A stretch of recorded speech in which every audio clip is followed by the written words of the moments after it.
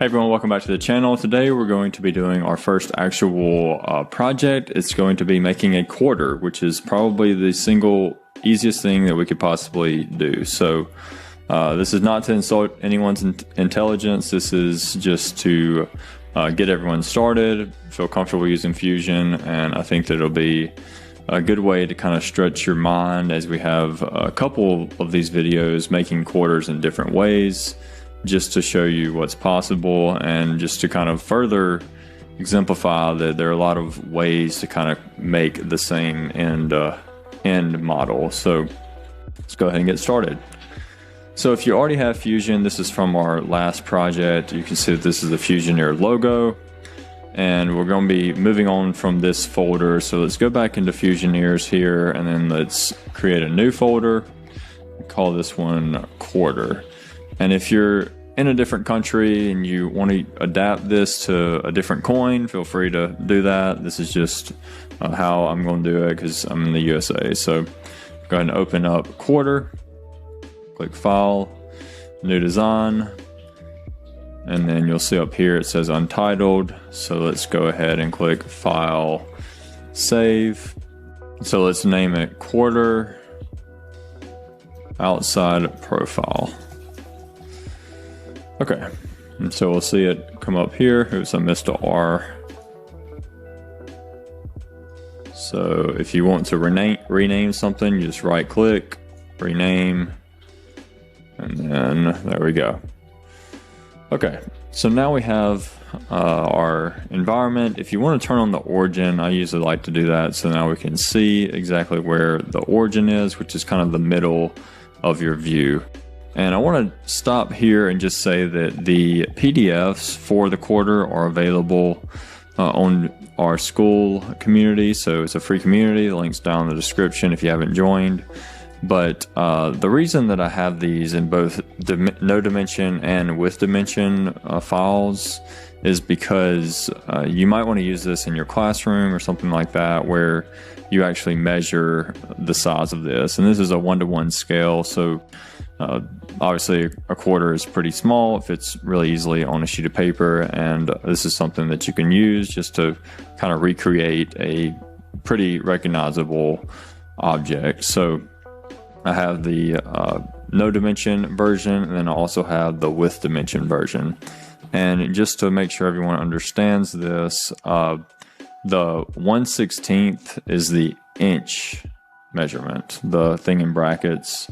So if you convert 1.8 millimeters to inches, it's about 1/16.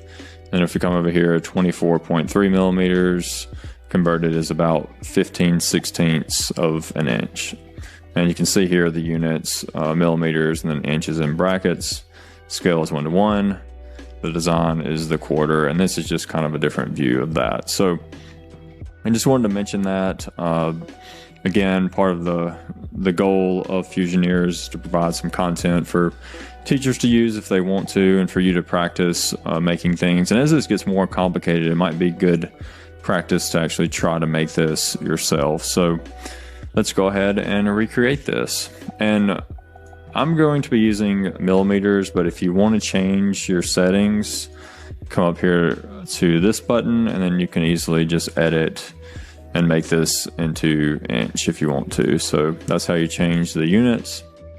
And so the first thing that we have to do to make this quarter using the outside profile method is to make a circle. So when I say outside profile, if we go back to our quarter drawing, we need to just make a circle of the outside profile. And the way I like to think about solid modeling is like using toothpaste, essentially. So you have a toothpaste tube and it comes out circular because the extrusion is circular. So we're trying to make that circular outside drawing. So the way that we do that, come back here, make sure you turn on your origin, and then we're going to click on Create Sketch.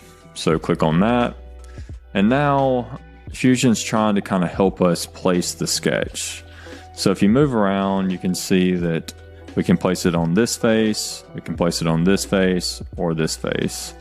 And what I typically do is I try to orient this kind of how I would look at something.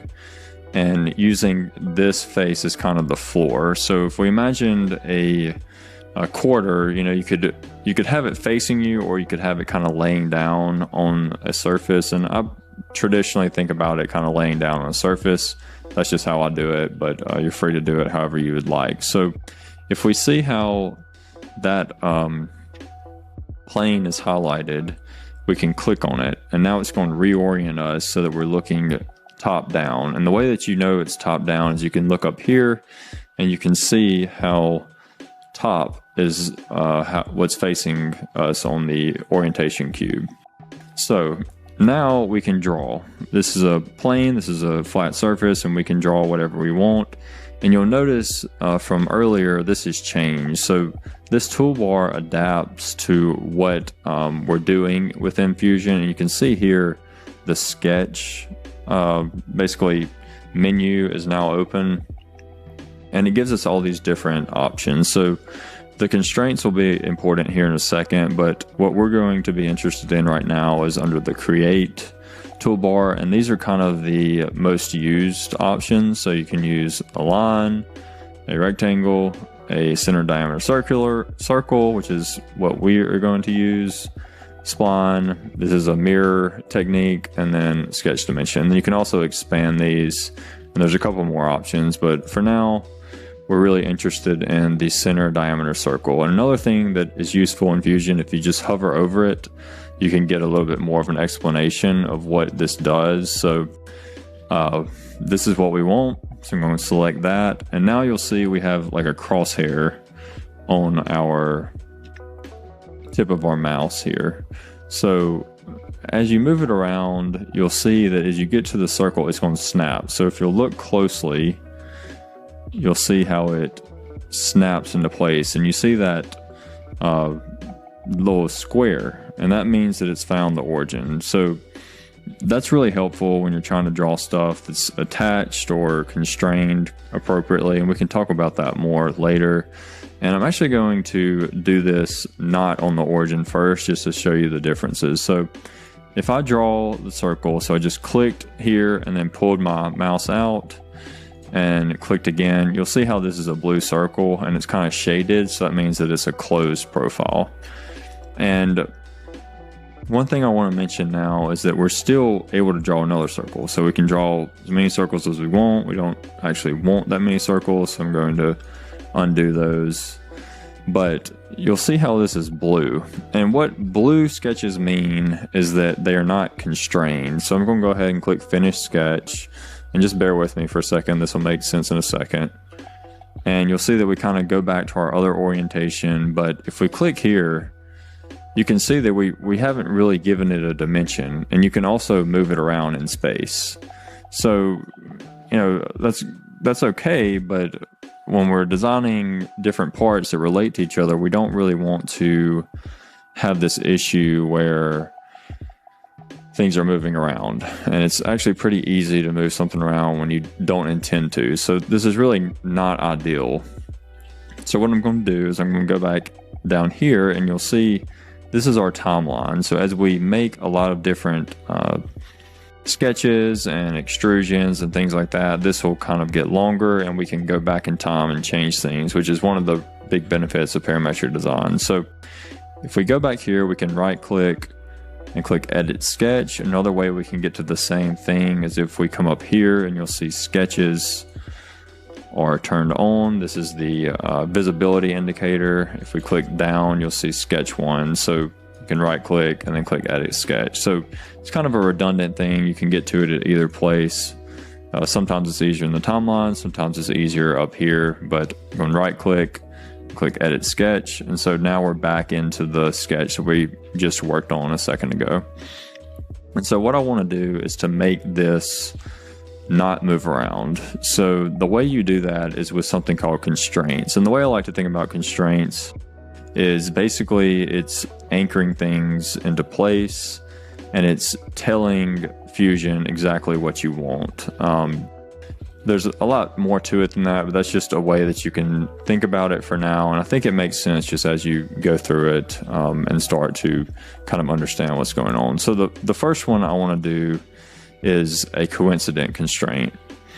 And essentially that makes 2 points the same point. So if you click on it, we're going to select the point in the middle of the circle, and then we're going to select this origin point. And you'll see that the circle snaps perfectly to the origin. And so now it's still blue though, but you think, oh, well, I just moved it. Well, the issue is you can still, if we click escape just to demonstrate and click finish sketch again, you can still move how big the circle is. And that's because we haven't told Fusion what size we want the circle.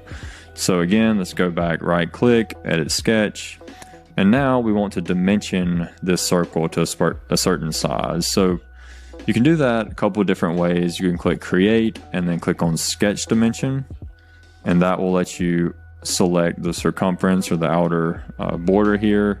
Another way to do it, if you click escape, is to just click the D key on your keyboard. And you'll see that same dimension indicator comes up. I'm going to click escape again. Or you can just use this kind of shortcut key. And again, if you highlight the shortcut key, you'll notice after sketch dimension, it has a D in parentheses. That's just the shortcut on your keyboard. And I'd really encourage you to try to use the shortcut keys as much as you can, because that helps you get a lot faster. If you follow me on my personal Instagram, you'll see that I do some stuff in 60 seconds or 50 seconds. And that's because I use a lot of shortcut keys, and it just helps out a lot when you're starting to do more complex things. So for now, let's just go ahead and click on this. And now we're going to select the outside perimeter or circumference here. And now we're going to click again. And now you see we can type in a number into this box. So if we go back to the quarter drawing with dimensions, the diameter here is 24.3 millimeters. So I'm going to double click into here, 24.3 millimeters, and then click enter. And you'll see how it snaps. And now if we do our little measurement trick, obviously it's 24.3 millimeters. And you'll also notice how this turned black. So it was blue before. I'm going to go back, just click Command Z and go back to where it was. This was blue. And now that we've constrained it, so if I just go forward, kind of repeat what we just did, you'll see how this turned black. And that's what you want. You want all of your sketches to be black most of the time. It's not always true, but especially for simple things like this, you want to be fully constrained. So now I'm going to go ahead and click Finish Sketch.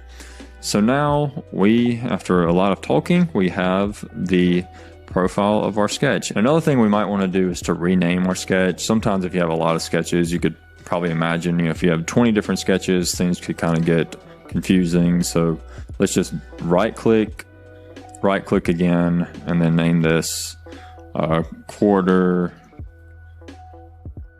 outer profile. That'll be good. And I like to make it as descriptive as possible. Yes, I can't spell today. So there we go.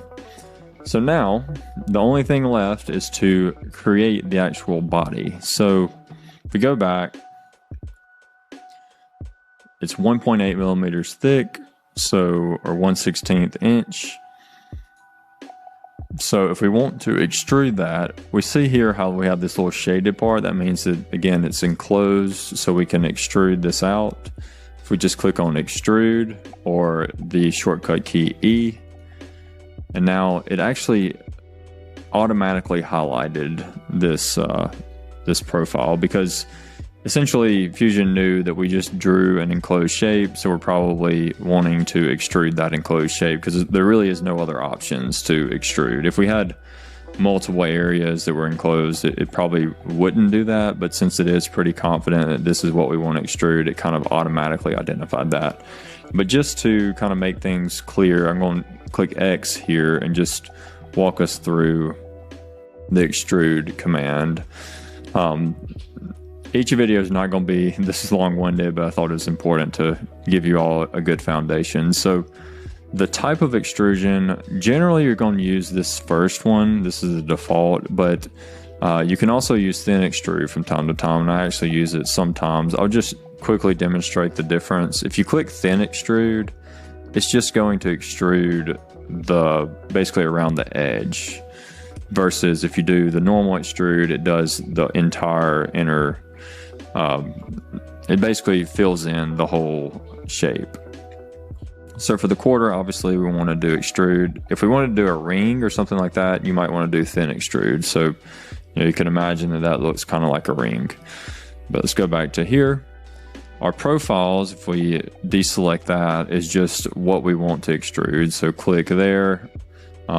It's kind of remembering that I pulled it out to 3 millimeters, but we can change that later. Direction, this is how you do something that's symmetric. For this example, I think one side is fine, but you can, play around with doing different things. You can make one side longer and then one side shorter. In some cases, that might make sense, but for us, we're just going to do one side. And then extent type, and this is something that will come up more when we have multi-part files in the future. But for now, let's just leave it at distance. This is really mainly for if you have a lot of different parts that are kind of interrelated that you want to kind of automatically update as you design more parts. And then the distance is the main thing we're going to be changing. If we go back, I believe it's 1.8 millimeters. Yeah, so 1.8 millimeters. So we'll go and make sure we add that. Oh, it clicked off because I went away. So just going to right click here, edit feature. And then our distance is going to be 1.8 millimeters. The taper angle, we can just put something in just to demonstrate what it is. So it essentially changes how much this tapers. So obviously a quarter or a coin does not do this, but just for example, that is what that does. So now we click OK. And now we have a recreated quarter. Obviously we don't have any detail on this, but this is the point, is we're making a very simple part that I hopefully explained thoroughly enough to allow you to make this. So this is, again, the timeline. One cool thing just to kind of demonstrate real quick is, say we wanted to change the size of the quarter. So if we go back to here, click edit sketch, and now let's make it a different coin. 50 millimeters. I don't know if a $50 is 50 millimeters, but there it is. And now we have a bigger coin. And if you measure it, it's 50 millimeters. It's still the same height as it was before. If y'all remember from the measuring video I did earlier, if you want to measure the height here, the way you would do that is you click on this boundary, hold down shift, click on the other boundary, and then you'll see it's 1.8 millimeters, which is exactly what we told it to be earlier in the video. So now I'm going to revert that. So we're going to undo, go back to the actual size, finish sketch, and then it updates. So that's all for this video. We're going to work on some other ways to make a quarter in the next video, but this one was pretty long-winded because this was our first thing to actually make. So hopefully this was helpful, and if you have any questions, feel free to add them to the Q&A part of the school community. I'll be happy to answer them, and thank you for watching.